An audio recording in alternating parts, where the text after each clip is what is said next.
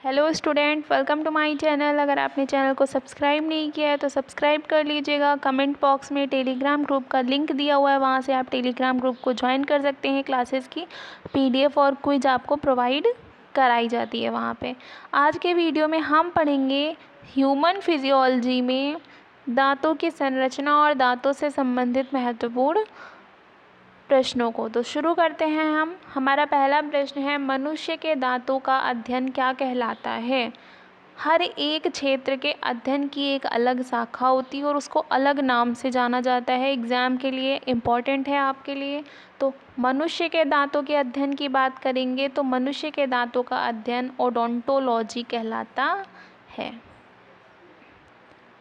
Next question की बात करते हैं। हमारा सेकंड क्वेश्चन है, रूट कैनाल ट्रीटमेंट का संबंध किससे होता है? रूट कैनाल ट्रीटमेंट को शॉर्ट फॉर्म में RCT कहते हैं और ये जो है ट्रीटमेंट आपके दांतों से संबंधित होता है। इम्पॉर्टेंट है आपके लिए। आगे बढ़ते हैं। मनुष्य में कुल दांतों की संख्या कितनी होती है? तो मनुष्य में कुल दांतों की संख्या 32 होती है।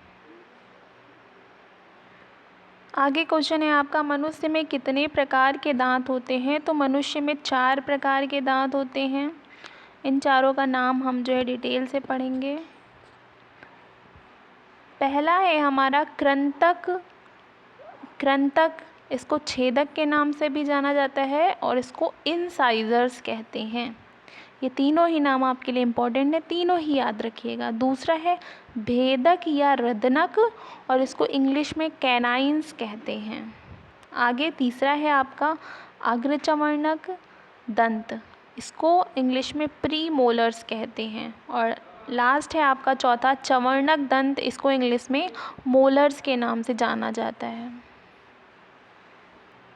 आगे क्वेश्चन है आपका, दांतों में कठोरता किसके कारण होती है? ये क्वेश्चन ऐसे भी पूछ सकता है और इस तरह से भी आ सकता है कि दांतों में कठोरता के लिए कौन सा खनिज लवण उत्तरदायी होता है? तो कैल्शियम के कारण ही दांतों की कठोरता होती है।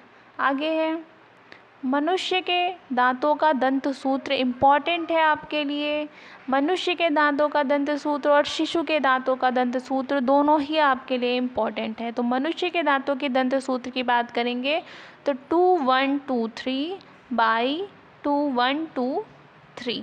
इसको हम जो है नेक्स्ट वीडियो में दांतों की संरचना को भी समझेंगे, तो वहाँ पे इसको मैं क्लियर करूँगी कि कैसे क्या होता है। आगे क्वेश्चन है हमारा, शिशु के दांतों का दंत सूत्र क्या होता है? तो जब शिशु के दांतों का दंत सूत्र पूछे आपसे तो ये 2102/2102 होता है। इसको आगे मैं बताऊंगी कि ये फॉर्मूला कैसे आता है। नेक्स्ट क्वेश्चन है आपका, मानव शरीर का सबसे कठोरतम भाग कौन सा है? तो सबसे कठोरतम भाग की बात करते हैं तो सबसे कठोरतम भाग है मानव शरीर का इनेमल। आगे क्वेश्चन है आपका,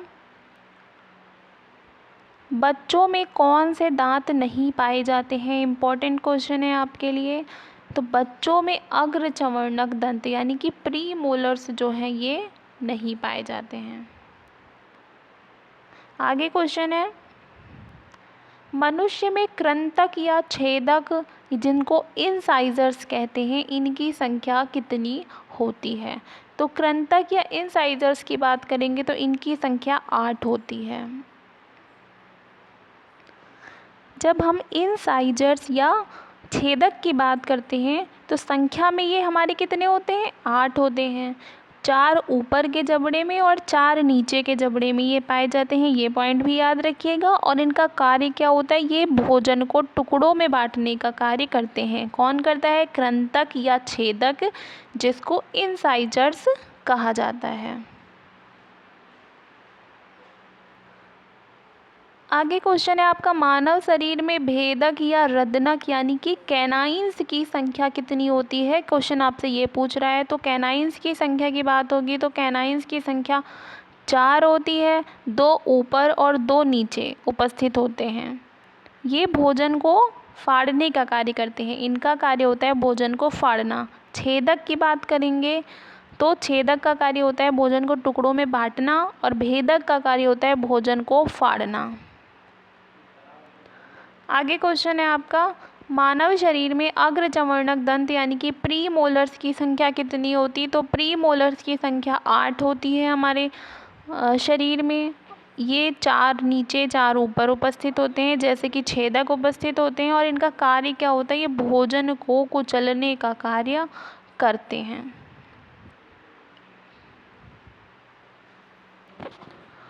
नेक्स्ट क्वेश्चन है, मानव शरीर में चर्वणक दंत यानी कि मोलर्स की संख्या कितनी होती है? मोलर्स की संख्या आपसे पूछेगा तो मोलर्स की संख्या 12 होती है। 6 ऊपर और 6 नीचे होते हैं। इनका कार्य क्या होता है? ये भोजन को कुचलकर छोटे छोटे टुकड़ों में तोड़ देते हैं।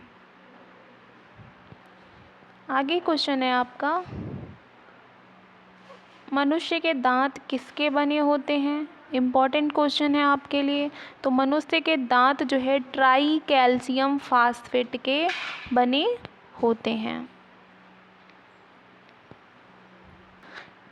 ट्राई कैल्शियम का फॉर्मूला भी आपके लिए इम्पॉर्टेंट है, CaCO3PO4 का होल ट्वाइस। ये होता है आपका ट्राई कैल्शियम फास्फेट का फॉर्मूला। आगे बात करते हैं नेक्स्ट क्वेश्चन की, दांतों को किस तंत्र के अंतर्गत रखा जाता है? तो दांत हमारे पाचन तंत्र का एक प्रमुख हिस्सा होते हैं, क्योंकि दांतों का कार्य होता है भोजन को महीन करना, जो कि हमारे पाचन के क्रिया में महत्वपूर्ण भूमिका निभाते हैं।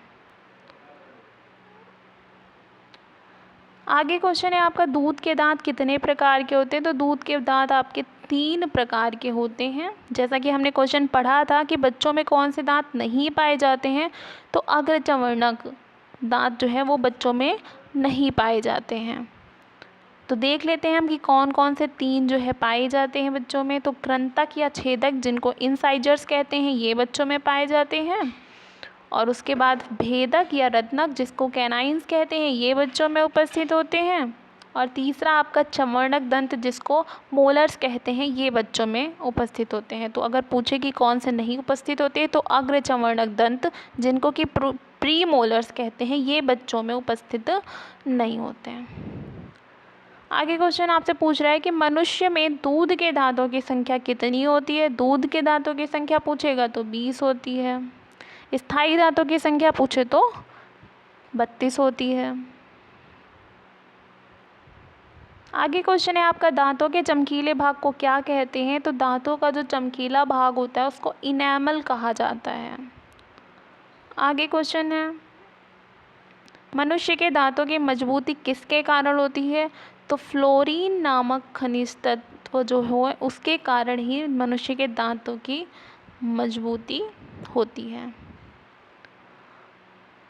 आगे है, किसकी कमी से दांत पीले होने लगते हैं? तो फ्लोरीन की जब कमी होती है हमारे शरीर में, तो दांतों का रंग जो है वो पीला होने लगता है।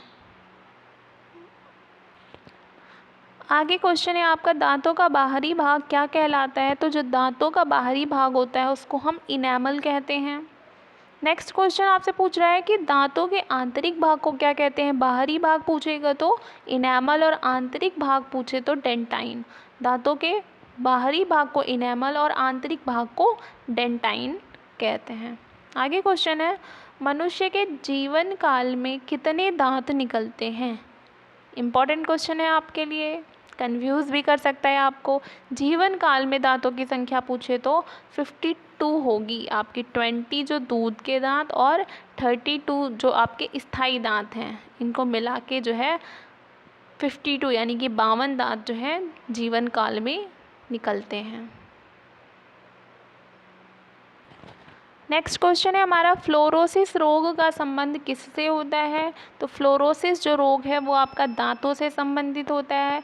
जब हमने फ्लोरीन वाला चैप्टर न्यूट्रिशन में पढ़ा था तो हमने डिस्कस किया था कि फ्लोरीन की अधिकता से आपको 2 तरीके की बीमारियां होती हैं। पहला डेंटल फ्लोरोसिस, दूसरा स्केलेटल फ्लोरोसिस। मतलब पहला दांतों का फ्लोरोसिस और दूसरा अस्थि फ्लोरोसिस।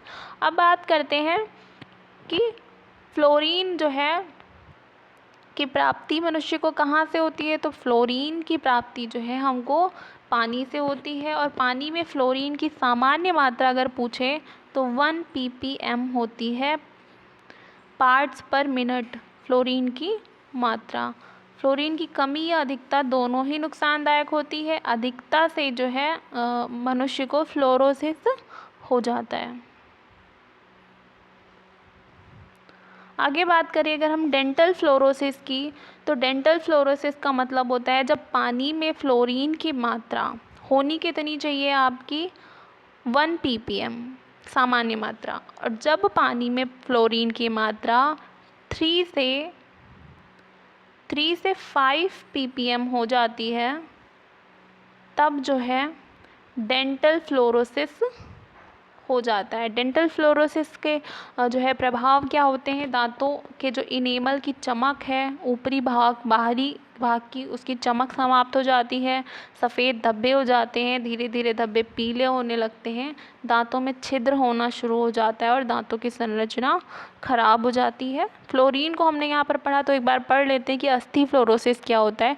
जब हड्डियों में फ्लोरीन की मात्रा बढ़ जाती है जिससे मांसपेशियों और हड्डियों में अकड़न और ऐंठन होती है, इससे शक्त और पत्थर की तरह कठोर हो जाती हैं हड्डियाँ, मुड़ने झुकने बैठने आदि में जो है परेशानी होती है। तो इसी को हम अस्थि फ्लोरोसिस के नाम से जानते हैं। फ्लोरीन का चैप्टर छोटा ही था, हमने जो है न्यूट्रिशन में पढ़ाया था, अगर वहाँ से जो है नहीं पढ़ा है तो एक बार जाके वहाँ पढ़ लेना, कंफर्म हो जाएगा फ्लोरीन वाला पार्ट। तो आज के वीडियो में इतना ही। वीडियो अच्छा लगा हो तो लाइक ज़रूर करना, सब्सक्राइब नहीं किया तो सब्सक्राइब कर लीजिएगा। Thank you guys.